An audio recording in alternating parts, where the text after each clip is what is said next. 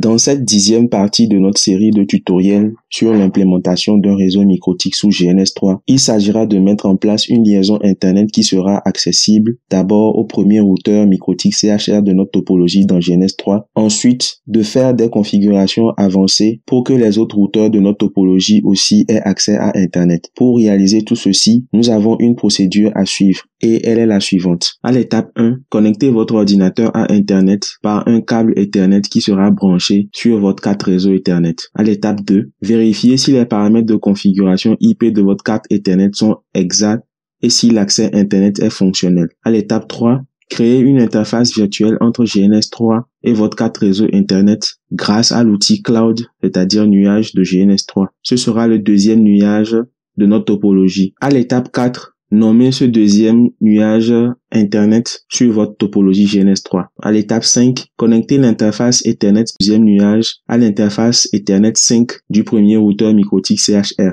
À l'étape 6, cet interfaçage permettra au routeur MikroTik CHR de recevoir automatiquement des paramètres de configuration IP si son interface Ethernet 5 est configurée en tant que client DHCP. Ces paramètres de configuration IP viendront du routeur qui fournit l'accès Internet à notre carte réseau. À l'étape 7, vérifiez si l'interface Ethernet 5 du premier routeur MikroTik CHR a reçu une adresse IP appartenant au réseau de votre routeur d'accès Internet. À l'étape 8, vérifiez la connectivité entre le premier routeur MikroTik CHR et sa passerelle par défaut. Une fois que le premier routeur MikroTik aura accès à Internet, d'autres configurations peuvent être faites pour que les autres routeurs MikroTik aient aussi l'accès à Internet. Avant de passer à l'implémentation pratique dans GNS3, nous allons effectuer une illustration graphique de la procédure précédente que nous avons présentée. Ici, nous avons notre routeur MikroTik qui représente notre passerelle par défaut vers Internet. Ce routeur MikroTik reçoit l'accès Internet sur son interface Ethernet 1 et ensuite,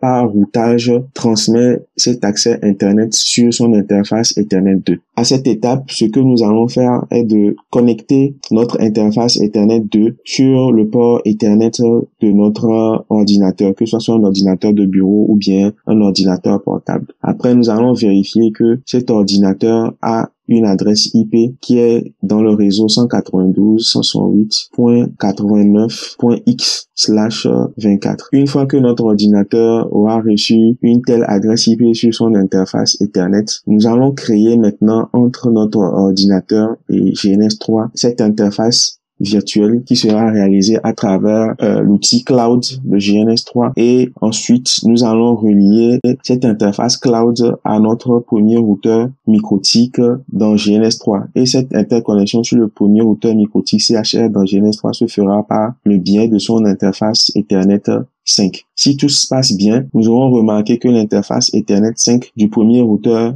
MikroTik CHR dans GNS3 aura aussi une adresse IP dans la plage réseau 192.168.89.0/24. Donc après, nous allons pouvoir tester la connectivité entre le routeur MikroTik CHR et puis l'interface Ethernet 2 du routeur MikroTik. Ensuite, entre le routeur MikroTik CHR1 et puis l'Internet. À cette seule condition, nous aurons l'accès Internet sur le routeur MikroTik CHR1.